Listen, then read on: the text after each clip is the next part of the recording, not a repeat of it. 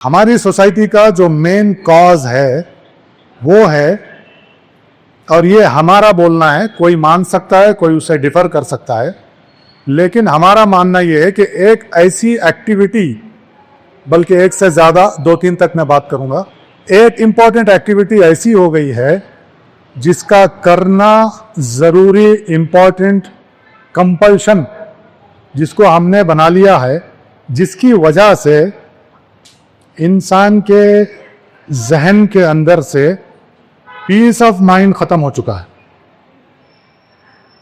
आप जानते बूझते भी कुछ ऐसे काम करने पे मजबूर हैं जो कि बिल्कुल गलत, इलॉजिकल एंड अगेंस्ट योर दीन है, लेकिन फिर भी किए जा रहे हैं। एक तो सबसे बड़ा नुकसान ऊपर का तो ही है, यहां का जो नुकसान हो रहा है इसका अंदाजा अगर आपको लगाना है तो आपको daily crime report of newspapers पढ़ना पड़ेगा इस करप्शन की वजह से। अब वो करप्शन का नाम क्या है?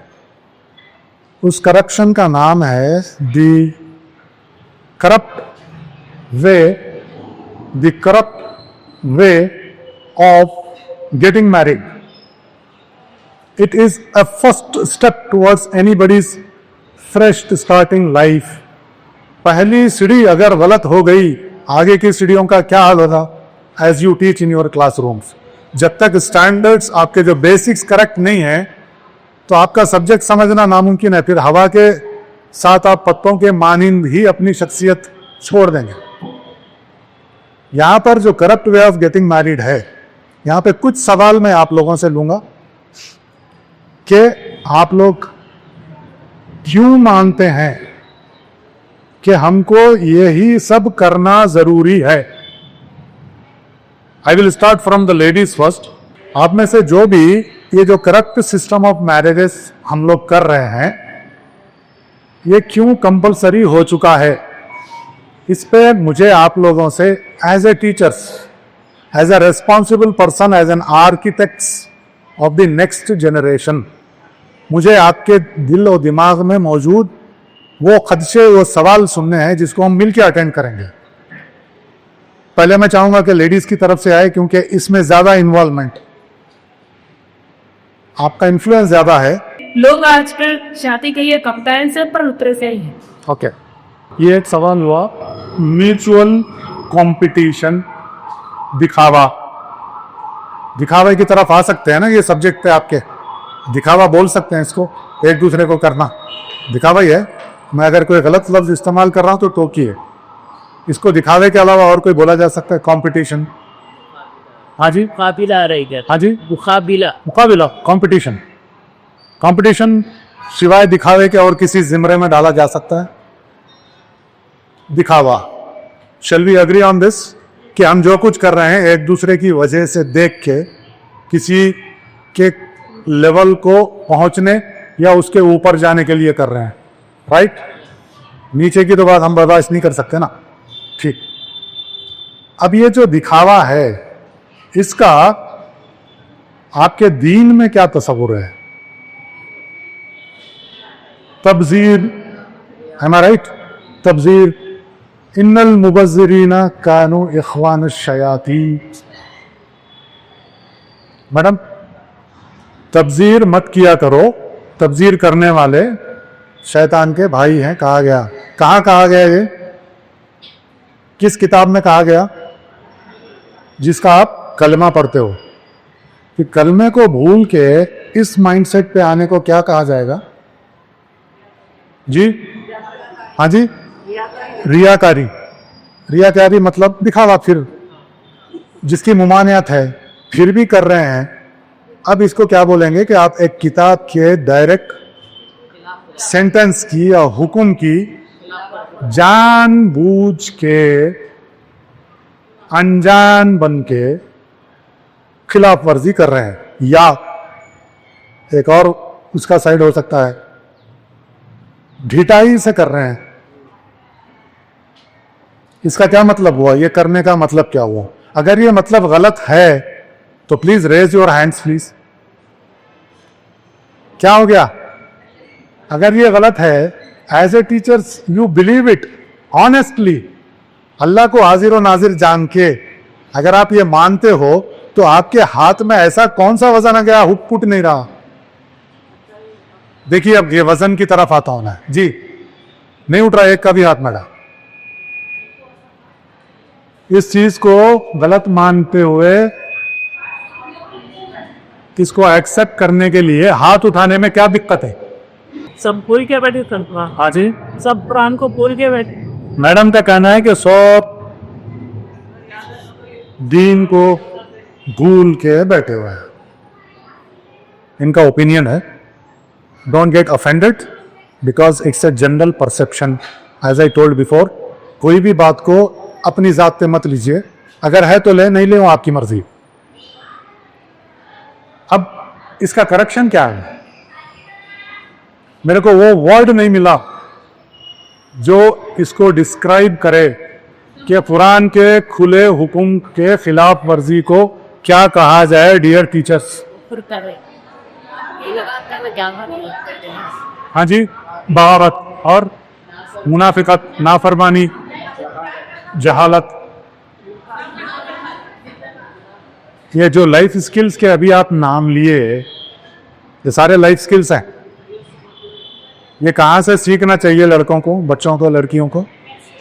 घर से। और देखिए आजकल के माहौल में घर को कुछ देर के लिए बड़ी जिम्मा, हालांकि नहीं है, कर देता है, हालांकि नहीं है। उसका रीजन क्या है वो फिर अलग सब्जेक्ट है, पता नहीं मुझे टाइम मिलेगा या नहीं। में समझाने के बाद भी घर का इन्फ्लुएंस ज्यादा होता है। राइट, ये आपका ओपिनियन है कि स्कूल का इन्फ्लुएंस लिमिटेड होता है, घर के माहौल। ठीक ठीक ठीक ठीक, आप ये शिकवा कर रहे हैं, राइट, शिकवा है आप पे, दिस इज योर रिजर्वेशन कि घर के माहौल से ज्यादा इन्फ्लुएंस है, हमारे काम करने से उतना इन्फ्लुएंस नहीं होगा। ठीक, यहां पर एज ए टीचर हमारी जिम्मेदारी क्या है? बिकॉज आपकी कैपेबिलिटीज, आपके कुछ भी काम करने या नहीं करने के आपकी जो कैपेसिटी है, इससे हटके आपसे सवाल आपका बनाने वाला भी नहीं करेगा। इससे हटके जिसकी जो इस्तेताअत है या जिसकी जो क्वालिटीज हैं, जिसकी जो, एक वर्ड मिस कर रहा हूं, थोड़ी देर में आएगा बताता हूं, उसके ऊपर का सवाल आपसे नहीं है।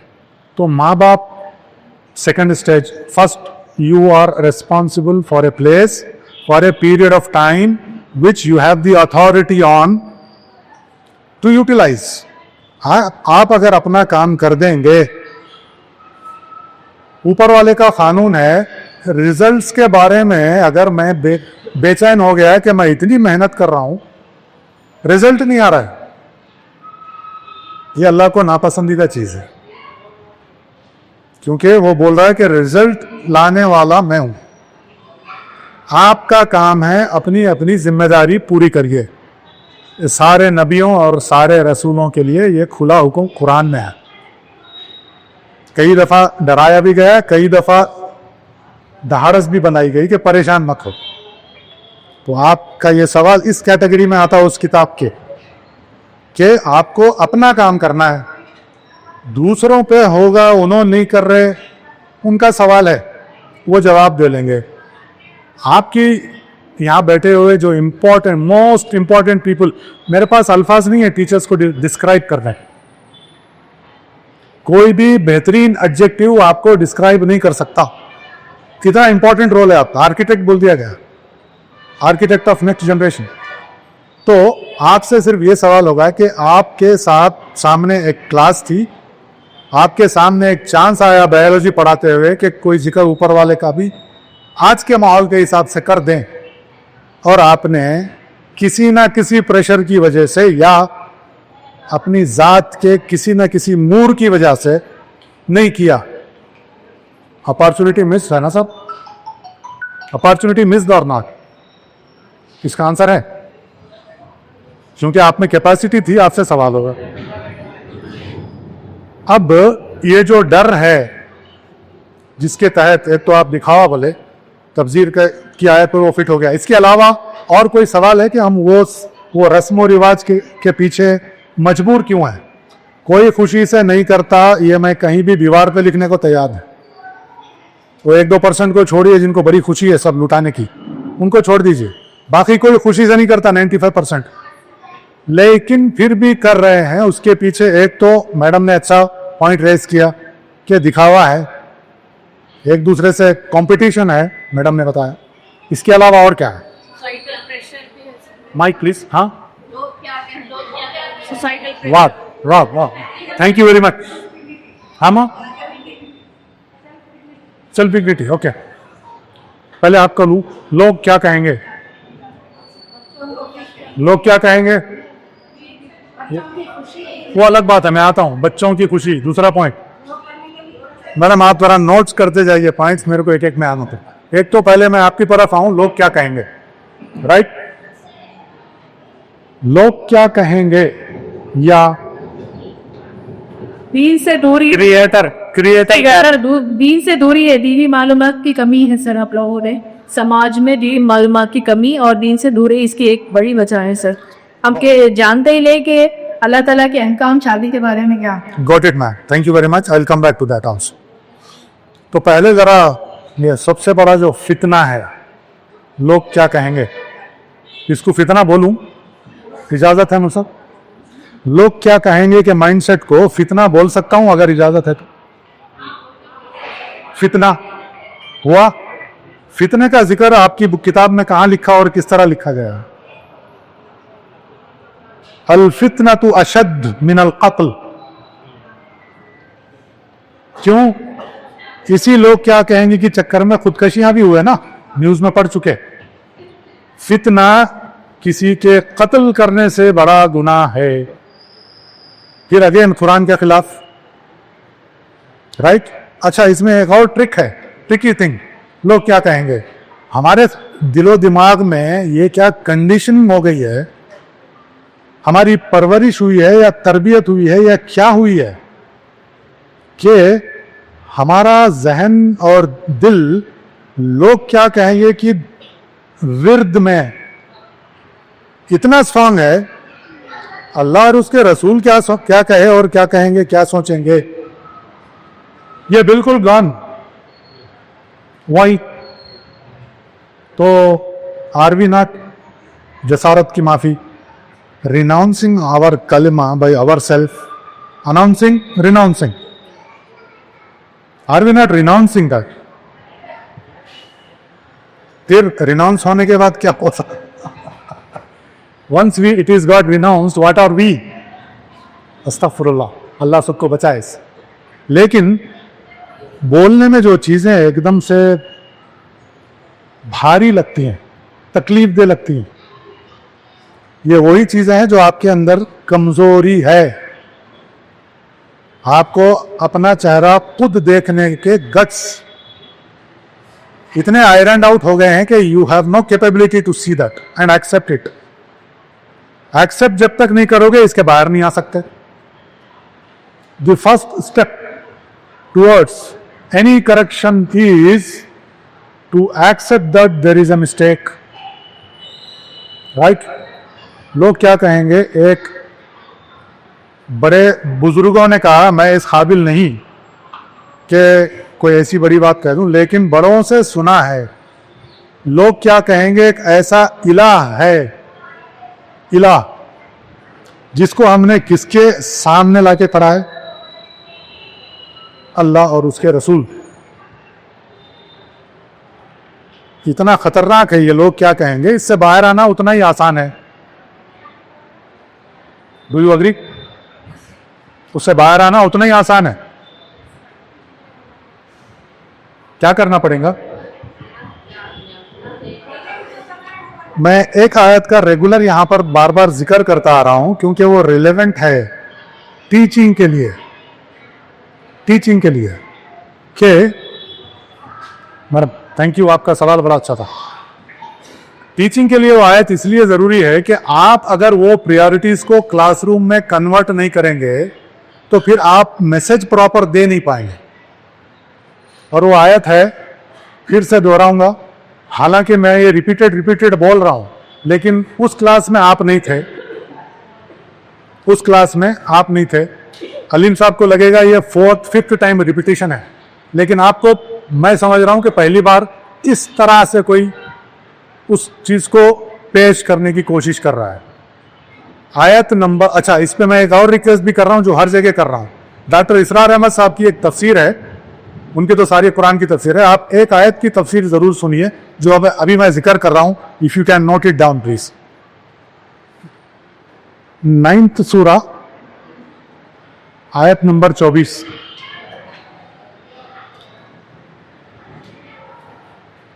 आसान अगर इस चीज को बनाना है तो इसको समझ जाइए। इसमें जो अलग अलग टाइप के इलाह हमने बनाए हुए हैं अल्लाह के हुक्म और रसूल की सुन्नतों के खिलाफ और उस पर जमे रहने के खिलाफ, उसका जिक्र है। सबसे पहले आता है, मैं इख्तिसार में बोलूंगा, अगर आप अलीम साहब से गुजारिश है कि प्रीवियस वीडियोस भी आप तक पहुंच जाएं, तो ये सब्जेक्ट पे ज़्यादा डिटेल में बात हुई है, मैं इसको यहाँ थोड़ा मुख्तसर कर देता हूँ।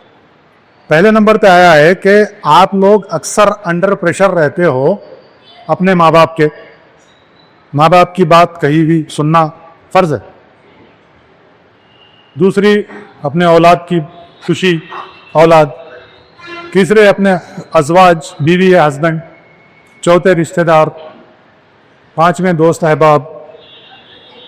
ये चीज़ें जो हैं ये ह्यूमन कनेक्ट्स हैं, रिलेशंस हैं। इसके बाद 3 कैटेगरीज ऐसे हैं जो दुनिया की कमाई से रिलेटेड हैं या काम से रिलेटेड, उसका भी जिक्र है। एक है आपका प्रोफेशन, बिजनेस, जॉब, व्हाटएवर, इसका भी प्रेशर होता है। उसके बाद है आपके पास अगर अल्लाह ने इस्तिताअत दी है, माल दौलत है, तो उसको डिस्प्ले करने या उसको खर्च करने की जो ख्वाहिश होती है, ये एक सब्जेक्ट है। उसके बाद बाकी जो लास्ट का सब्जेक्ट है वो है दिखावा में आता है, वो कि भाई मेरे पास ये है वो है, आप लोगों को इनवाइट कर रहे, दिखा रहे, बता रहे, शो ऑफ। ये 8 चीज़ों का जिक्र है। अब आप लोग बताइए, जैसा आप दिखावा बोले तो इसमें क्या है, रिश्तेदार, दोस्त अहबाब, फर्स्ट कैटेगरी आ गई, ठीक। इसी तरह से दूसरा जो सब्जेक्ट है उसमें मालदारी का होना, ये सब प्रेशर्स हैं। इन 8 प्रेशर्स के अलावा आपके ऊपर और कोई प्रेशर हो नहीं सकता आपको 3 चीज़ों के खिलाफ लेके जाने के लिए। वो 3 चीज़ें हैं, ऊपर वाले के अहकाम, द बुक। दूसरा है उसके मैसेंजर की वे ऑफ लाइफ, सीरत तैयबा। और तीसरा काम है जो हर उस कलमा गो पे फर्ज है, वो है कि उन 2 पे टिके रहने, चलते रहने की जुस्तजू, जिद्दोजहद। जिहाद बाद में बोला गया है, जिहाद का मतलब है जिद्दोजहद, आप और हम के लिए आज की डेट में। ये एक ऐसी आयत है जो एक तराजू में आप रख के चलिए, 8 चीजें एक तरफ, 3 चीजें एक तरफ। हर काम करने से पहले तराजू अपने सामने रख दीजिए। टीच कर रहे हैं, तराजू रख दीजिए। बच्चों से बात कर रहे हैं, घर में हैं, बीवी से बात कर रहे हैं, husband, you take any situation, अगर 3 चीजों से हट के 8 चीजों के प्रेशर में आप जो भी काम कर रहे हो वो उसके खिलाफ जाना है। खिलाफ जाने को क्या आप अपनी समझ के हिसाब से नाम दे लेंगे, ऑफ कोर्स अच्छा नाम तो होगा नहीं, तो बुरा क्यों करना है। Coming back to this mother of all evil subject जो हमारे शादी ब्याह का है, इसको भी अगर इन चीज़ों पर रखकर और उसके बताए गए रास्ते पर आप करेंगे तो इंशाल्लाह हर सक्सेस का, पीसफुल लाइफ की गारंटीज उसमें है, ठीक। अब अगर ये 8 चीज़ों पर रहने के लिए आपको कोई डिफिकल्टीज फील हो रहे हैं तो उस पर काम करने की जिम्मेदारी किसकी है? Whose responsibility is this, that you stick to your scriptures and your prophet's way of life than adopting the things opposite to it. ये एक इंडिविजुअल का ही फैसला है ना, तो इसको फैसले पे आने के लिए मैं अभी आपको जो बोला, इट इज वेरी इजी। वो इजी उस वक्त तक ही हो सकता जब आप सबसे पहले रिकॉग्नाइज करेंगे कि या I have this faults, I want to correct it and this is my तराजू। ये चीज जब तक आप डिसाइड करके नहीं उठेंगे यहां पर, I don't expect that you can be effective in your classrooms. Classroom में इफेक्टिव होना है, 1 से 2 बार मैं अगर बात कोई रिपीट कर दूं तो आपको जमा ही आती है, ह्यूमन टेंडेंसी है। तो अगर आपकी बात में दम नहीं रहेगा क्लासरूम के अंदर तो फिर बच्चों की समझ में नहीं आएगा। ये सब्जेक्ट के लिए मुझे इस आयत का रेफरेंस देना इसलिए ज़रूरी था कि अगर आपको इससे बचना है तो ये एक आसान सॉल्यूशन। एक, go back to the 3 things, leave all 8 aside. इस पर अगर आपको कोई सवाल फर्दर कुछ करने हैं, क्लैरिफिकेशंस, तो please you will have a mic to talk and ask. पूरे मुल्क में सबसे ज्यादा सस्ती कफारी शादियां तो होती हैं, वो कहाँ पे?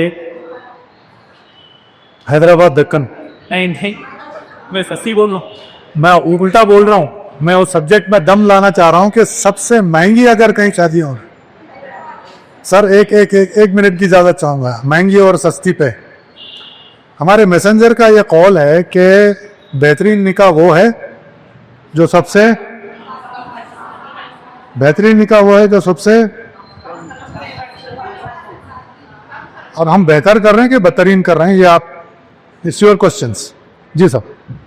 तो इससे पहले आप तुझे मिलाया था, ये कहे समझ में ना हो, वो है गुजरात, और उसमें जी गुजरात यानी केस जिला है पालनपुर।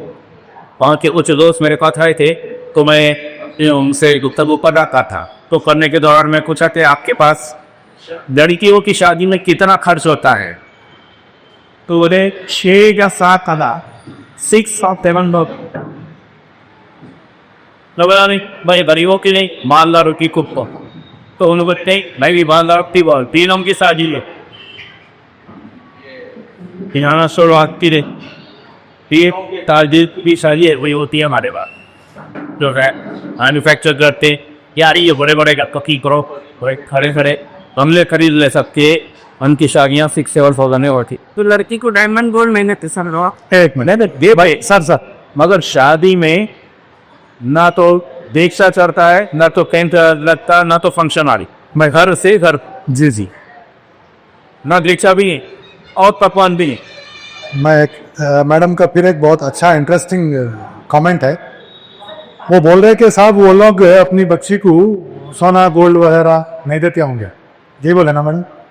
ओके, बेटी को सोना और गोल्ड वगैरह देना वगैरह वगैरह वगैरह लिस्ट ऐसी है जो अपने अपने मन मानी है, इस पर कोई 6000 वाला फार्मूला फिटिश नहीं कर सकते। करे तो मर्द हजरात की घर में खैर नहीं, लेकिन आपकी खैर नहीं का सिचुएशन आप पर आया, इसकी जिम्मेदारी किसकी है? कव्वाम अपनी कव्वामियत से दस्तबरदार क्यों हो रहे हैं? Why are you not implementing? Okay, we will come back to that. अभी आप जो बोल रहे हैं लिस्ट लेन देन, again I will relate it. See, मैं कोई भी बात अपने जहन की नहीं करना चाहता, अपनी मर्जी मिजाज की नहीं कर रहा हूं। Every point I will try to relate it to our scripture. Quran की एक आयत है जिसमें हुक्म मिल रहा है मर्दों को कि जब आपस में निकाह करो तो अपने होने वाली बीवी को क्या दो? आप लोग ही बोल रहे सबसे ज्यादा महर महर बल्कि, और जहेज बनवाते आप ही लोग। सी वेयर आर वी? मीठा मीठा अपना, कड़वा कड़वा। खैर, कुरान की आयत बहुत सादा और सिंपल है कि जब आप आपस में निकाह करो, एक तो कैटेगरीज बताई गए हैं, again I have to repeat. 4 चीजें देखने को जनरली ह्यूमन टेंडेंसी है। सबसे पहले खूबसूरती बोलते हैं, फिर दौलत, हसब नसब, और फिर आखिर में दीन। यही है ना? आखिर में दीन है ना अपना? जी जी, क्योंकि हमारी प्रायोरिटी में दीन सबसे नीचे है, इसलिए हमारा सोशल स्टेटस भी आज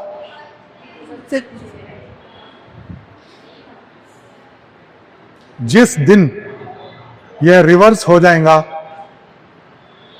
तो आप वो लेवल पे जाएंगे जो लेवल कभी हुकूमत के बुलंद व बाला मुकामात पर फायज किया गया था। पहुंचे नहीं बोल रहा हूं मैं, आप में हमें कैपेसिटी नहीं है पहुंचने कुछ भी करने की, सिर्फ जो बोला गया वो करते जाइए। तो जब सिलेक्शन सिस्टम में जब ये चीज़ रिवर्स हो जाएंगी तो फिर चीज़ें बदल जाएंगी। अब जो महर बोल के जो इतना अपना हक जताए कुरान से, वो लोग घर में महर की बात ही क्यों नहीं करते? क्यों नहीं? ये कौन सा कॉन्सेप्ट है? अच्छा, एक और फसाद है, क्योंकि करेक्शन से हम लोग काम कर रहे हैं। शादी हो जाती धूमधाम से, अपनी अपनी इस्तिताअत के हिसाब से। उसके बाद पेरेंट का जब दुनिया से जाने का वक्त आता है, विरासत के झगड़े शुरू। दामाद साहब या बेटी जो भी है, जो भी वो दोनों में टाकिंग पावर रख सकता है, वो आ जाते फिर अपना हिस्सा मांगने। है ना सर? आप लोग फेस कर चुके हैं सब चीज़, आ रहे ना सर? बेटियां आ रहे हैं। और कुरान का रेफरेंस दिया जाता कि कुरान से ये साबित है कि लड़की का विरासत में इतना हिस्सा है। जहेज जमा करते वक्त कुरान की याद नहीं आई?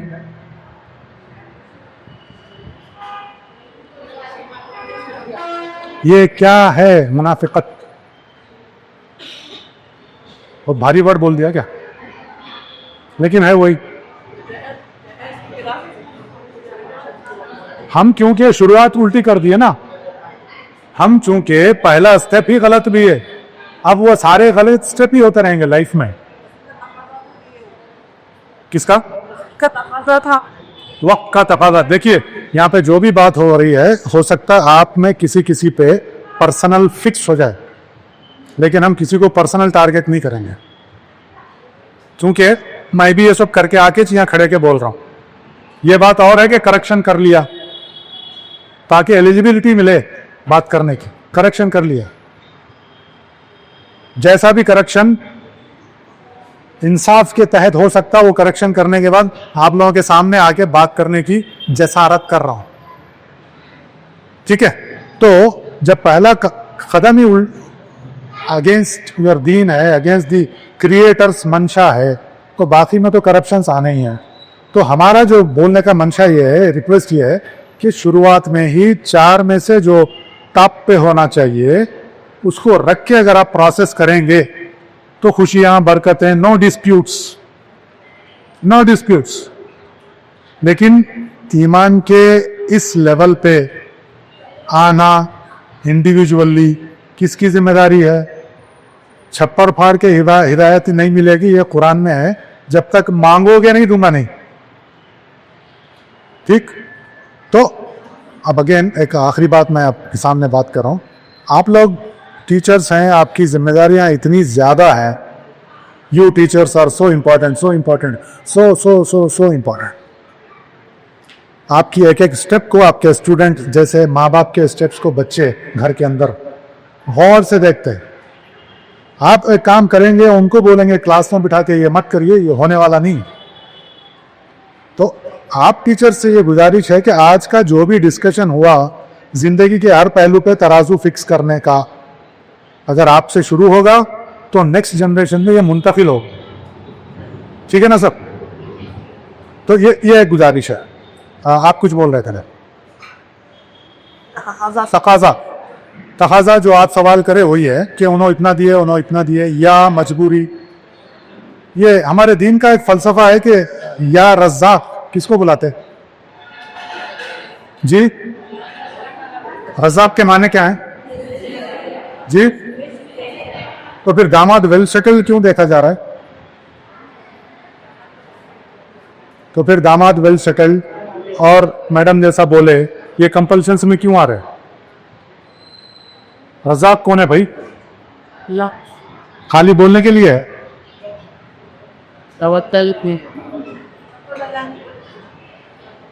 तवक्कल यही है, 8/3। तो ऐसे कई करप्शंस है, जब तक आप अपना क्लेंजिंग प्रोसेस करके क्लास को नहीं जाएंगे, आप बोले भी तो बात में वो तासीर नहीं आ सकती, ऊपर वाला नहीं देता, ऊपर वाला नहीं देता, वो क्या किनो बोले गए पता। तो आज के लिए ये सब्जेक्ट पे अटेंड करना इसलिए बहुत ज़रूरी है कि इसकी वजह से जो फसादात हमारी फैमिलीज में आ चुके हैं, इसका जिक्र करने लग जाऊं तो मेरे को 4 बज जाएंगे। पॉइंट टू पॉइंट कितने करप्शंस आ गए।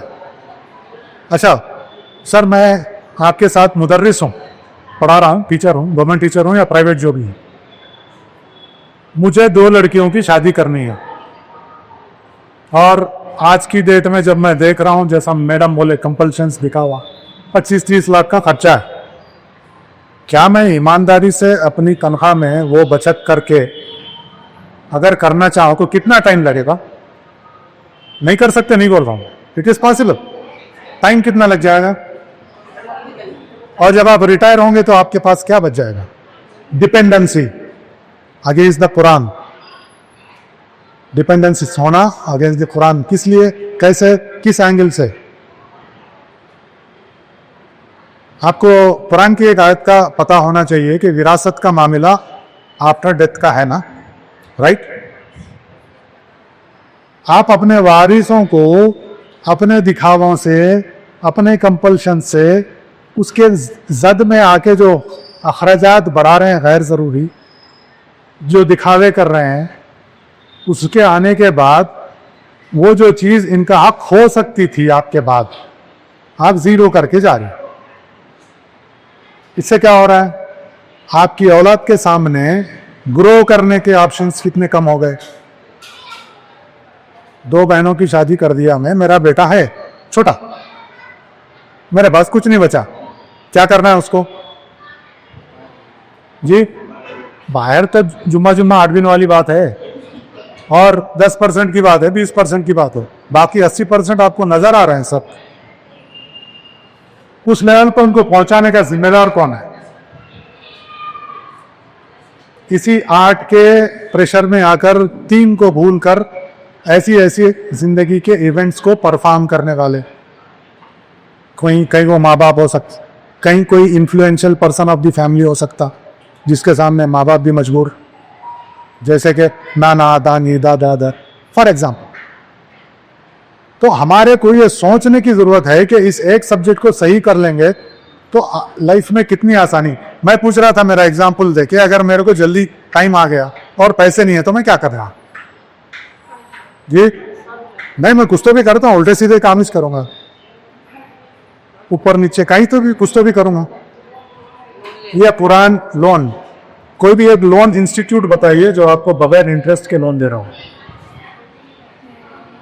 कोई भी एक लोन इंटरेस्ट लेने वाला शख्स बताइए जो आपका हमदर्द हो और आपके साथ खड़ा हो और आपके काम आ रहा हो। है, होंगे, नहीं बोल रहा हूं, लेकिन गिनती पे नहीं होता। क्या करते, लोन कहां से लेते? सूद में इन्वॉल्व हो रहे, अल्लाह से जंग। कुरान की आयत है, किसी भी सूदी लेन देन में मुलव्वस होना अल्लाह से जंग। एक और मिसाल है, मैं आपके सामने नहीं दे सकता। एक और मिसाल है, मैं देने से गुरेज कर रहा हूं, कितनी बुरी मिसाल। लेकिन अभी आप बोले मैं ला के कर दूंगी, क्या कंपल्शंस। तराजू 8/3, इस पर रहिए, इस पर रखिए नेक्स्ट जनरेशन को, तभी हमारा कुछ भला होना है। बाकी ऐसे लेक्चर्स होते रहेंगे, जिंदगियां गुजरते रहेंगी। हमारे माँ बाप चले गए, आपके भी जाएंगे, फिर वो लोग नेक्स्ट लाइन में आएंगे, फिर उनके साथ ये चलता रहेगा। तो कौम की अगर हमदर्दी है, अपनी औलाद से मोहब्बत है रियल में, इन प्रैक्टिस, इन लॉजिक्स, तो ऐसी चीजों में पड़े बगैर उनको उस 3 चीजों के रास्ते पर लगाई। 8 चीजों से बचने की तरगीब दिलाइए, तभी एक नेक्स्ट प्रोग्रेसिव जनरेशन का हमारे अंदर से वजूद में आना पॉसिबल है। अगर नहीं, आप अगर आज हाथ नहीं उठा पाए किसी वजह से, तो आपके हाथ में जो जनरेशन है वो भी गया. Very very important point raised bye a very logical person. हमारा ज़हन लॉजिकल ज्यादा है ना. दावत कबूल करना सुन्नत है पे आप बात कर रहे हैं, नहीं तो फिर So that this guy so bike. हाँ ठीक है. दावत कैसा बैकात करते हैं? दावत करना सुन्नत है, कबूल करना. किसी को कैसा नाराज कर सकेंगे? इनका मेरा रोज झगड़ा होता है. किसी को कैसा नाराज करेंगे? Okay, imagine me, I am going to a stage of a निकाह सेरेमनी वेयर मैं एक निकाह सेरेमनी के स्टेज पे जा रहा हूं. Imagine your self also please sir. और इसमें कोई चीज अगर आपको बुरी लगे तो सवाल जरूर करिए. Imagine yourself going on top of a stage to congratulate the bride in ladies and their relatives or the groom in gents or his relatives that I am going and saying मुबारक हो, बहुत बहुत मुबारक हो, अल्लाह आपकी शादी को मुबारक करे, अल्लाह आपके जोड़े को सलामत रखे, नेक साले औलाद से नवाजे, दिन दुगनी रात चौगनी तरक्की हो. वो इसलिए कि आपने आज निकाह फर्म किया है और इस निकाह में लड़की के बाप के ऊपर 20-25 लाख का खर्चा थोपा है. उनके ऊपर खुशी से दो आपकी बेटी को देने वाले हो का हरबा इस्तेमाल करके जो जो वसूल करना है अपनी खुशी के हिसाब से उनकी खुशी बोल के लिया गया है. इसके लिए भी मुबारकबाद. और आपने ये जो सजाया है ग्रैंड फंक्शन जो कि आपके और मेरे अल्लाह और रसूल की अहकाम के खिलाफ है, मुबारक हो. मुझे पता है मेरे को एक ही बार बुला जाएगा और मेरे को इसकी परवाह भी नहीं है. अगर आप में से एक इंसान आज ये अहद कर ले तो मैं यहाँ और 15 भी दिन गुजार लूं, मेरे लिए महंगा सौदा नहीं. तो हम जो मुबारकबाद दे रहे हैं ना, are you ready for it? Then जाइए, जरूर जाइए, मुबारकबाद दे के आइए. तो मुबारकबाद देने का ये जो अंदाज है सर, ये अगर आपको ठीक लग रहा है तो जाइए, वरना फैसला करिए. आपके सामने आपके दो फरिश्तों की मौजूदगी में, ऊपर वाले की मौजूदगी में एक इंस्टेंट आया है और ये आपको आज एक चीज को डिसाइड करने के लिए रागिब कर रहा है. आप उस पर किस तरह रिएक्ट करेंगे, ये प्योरली आपके और आपके अल्लाह के दरमियान का मामला. आप सल्लम भी करो बस. ये फातिमा रज़ी अल्लाह नहीं दिए थे. जरा से फातिमी, मेरे को आज जबरदस्त मैडम का ये बोलना है कि हुजूर ने अपनी बेटी को, जिसका नाम जहेज फातिमी है, दिया था ना, अपनी जिंदगी शुरुआत के लिए दिया था. क्योंकि पहले तो हुजूर जैसा हजरत अली को कुछ भी नहीं रह के दे दिए, आप देते. उसके बाद आएंगे जहेज फातिमी पे. जहेज फातिमी पे आप लोग अक्सर सुने होंगे कि हुजूर ने हजरत अली से पूछा कि भाई निकाह करवाना है तुम्हारा, तुम्हारे पास कुछ है? सुने ना सर आप लोग भी? तो उन्होंने बोले मेरे पास तो कुछ नहीं है, ये जंग का एक जर्रा दफ्तर है, मैं जाओ बेच के आओ. वो पैसे से महर और जरूरी चीजें दी गई. वो इसलिए कि लड़की वाले भी ना, लड़के वाले भी.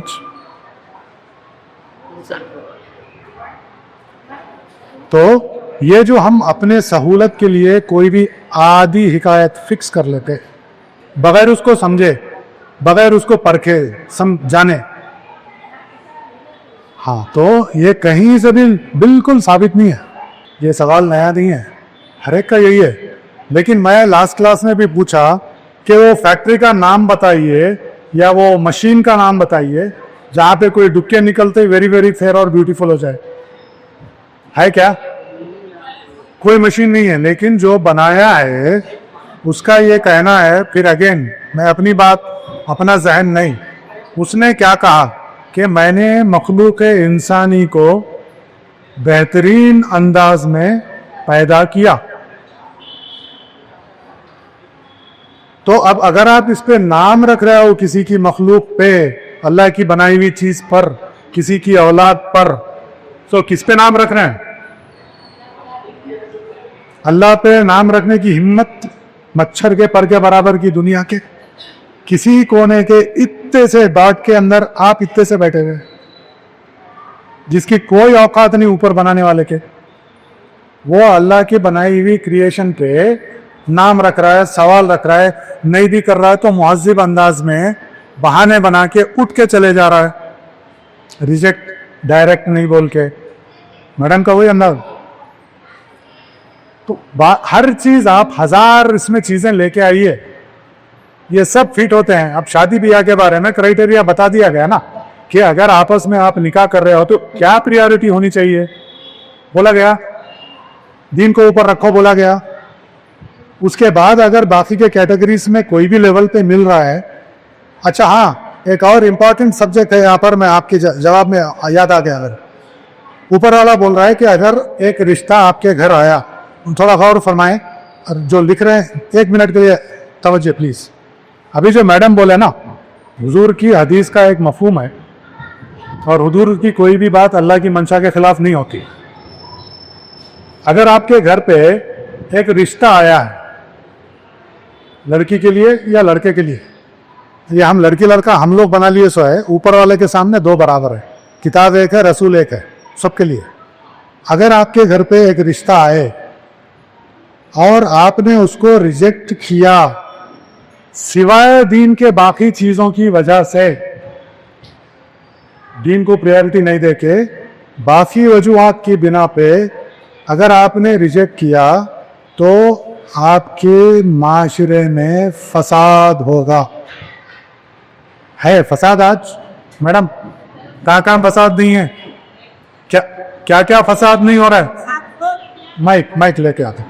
हर किस्म का फसाद आज है, क्योंकि हम हर किस्म के रीजनेबल रिश्ते को रिजेक्ट करना फैशन बना चुके हैं, स्टेटस बना चुके हैं। एक तो अल्लाह की मखलूक पे आप कमेंट कर रहे हो, दूसरा उसके बताए हुए रास्ते पे जाने के बजाय बाकी सब दुनियादारी के रास्ते पे जा रहे हो। तो फिर ये शादी के अंदर बरकत कहाँ से होगी, सुकून कहाँ से आएगा? शादी का मतलब ही है सुकून पाना लाइफ के अंदर। तो मैडम आपके बात का जवाब यही है कि come back to your basics for everything. हजार रीजन दीजिए दुनिया के आज चीजों के किसी खांचे पे फिट हो जाए। सॉल्यूशन मांग रहे आप ना, सॉल्यूशन कोई इंसान दे सकता? कोई इंसान सॉल्यूशन दे सकता है दूसरे इंसान के मसले का? क्योंकि कोई इंसान की यह हैसियत नहीं है, ऊपर वाले ने एक निजाम हयात भेज दिया है, उस पे रहेंगे वो मसले का, हर मसले का सॉल्यूशन है। ये वो मसले का भी सॉल्यूशन उसमें है जो हम अपनी क़िज़ात के पास नहीं जाके 50 झूठ लिख के केसा बुक करके आते। ये भी है पोस्ट मैरिज प्रॉब्लम्स। वो इसलिए हो रहे कि प्री मैरिज के टाइम पे आपका दिमाग 3 से हट के 8 पे गया, ये रीजन है। तो सॉल्यूशन आपके पास है ना, मेरे से क्यों पूछ रहे? किसी और से क्यों पूछे? दूसरा क्यों जिम्मेदार है आपके चॉइस का? क्या हम कलमा भी माँ बाप बोले इसलिए पढ़ के बैठे हुए? It is our responsibilities to understand, it is our responsibility to understand. फिर आप लोग तो टीचर्स हो, पढ़ना लिखना आपका पेशा है, और आगे की जनरेशन को उस रास्ते पर रखना आपका फर्ज है।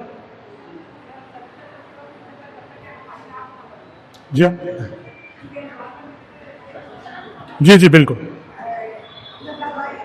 वो आप कुरान का ही रेफरेंस दे रहे हैं कि वो ऑन उस वक्त तक नहीं सुधरेगी, मैं अपने अल्फाज में बोल रहा हूँ। ला ला युवाई हो जी जी। माँ के कमी ना तो रही को माँ दिया आपको अनफुसिहुम, अपना अपना ना, अनफुस बोले तो योर सेल्फ।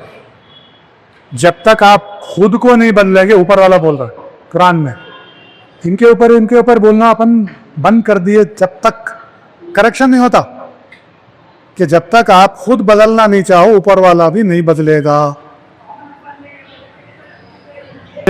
मैडम के जो अल्फाज हैं कि नई फैमिली को इस्टेब्लिश करने के लिए खुशी से, मुझे इस खुशी से के अप्रोच से बहुत बड़ा इख्तिलाफ है, क्योंकि सेटल एक क्रॉस क्वेश्चनिंग नहीं आपकी राय, क्योंकि किसी इंसान, किसी माँ बाप या किसी के पास ये इस्तिताअत नहीं है कि वो किसी को सेटल या अनसेटल करे। शुरुआत में बोला गया या रज़्ज़ाक़ कौन है, तो ये जो हम अपना प्यार औलाद की तरफ, अपना कंसर्न, अपने वेल विशिंग्स अपनी सोच के हिसाब से वाबस्ता करने की जो कोशिश है, ये दरअसल वो निज़ाम की तरफ लेके गया है जो दीन के उलट है। और इसके बाद इस इंटेंशन को, मैं एक एग्जांपल दिया था, दोबारा वही देता। जब मैं बचपन में किसी दावत में जाता था तो वो दावत एक घरेलू अंदाज में दिखती थी, ठीक। आज दावत में जाइए तो वो जो खुशी के नाम पे बच्चों के प्यार में करने वाली चीज 5% के लिए तो खुशी के कैटेगरी में हो सकता आ रही हो, उनकी इस्तात भी हो, 90% के लिए वबाले जान बन तो गई है ना। तो आपको कोई भी ये जो रेशम में लपटे हुए अच्छे नेकियां रहते हैं ना, जो बुराई है उसको रेशम में लपट के अच्छाई की तरह पेश की जाती, उनमें से ये एक कैटेगरी। आपके लड़के में ये इस्तात क्यों नहीं है, आपने उसको उस लायक क्यों नहीं बनाया कि वो एक शादीशुदा जिंदगी को हंसी खुशी एक लायक दीनदार लड़की के साथ ना गुजार पाए।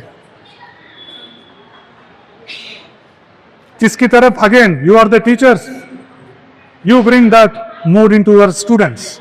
जहाँ तक आपने कहा कि इस एक्टिविटी पे या इस मनहज पे आने के लिए, ये सब्जेक्ट पे टाइम लगेगा, मेरा आपसे सिंपल गुजारिश ये है, बाहर दुनिया बदलने में कितना टाइम लगता है वो छोड़िए, उससे आपको ना नज़र रखनी है ना मतलब रखना। आप सिर्फ, आपसे गुजारिश है कि आपने घर पे और अपने क्लास पे कॉन्सेंट्रेट करें from now onwards, and that's it, that's all is required. Thank you all very much for your patience.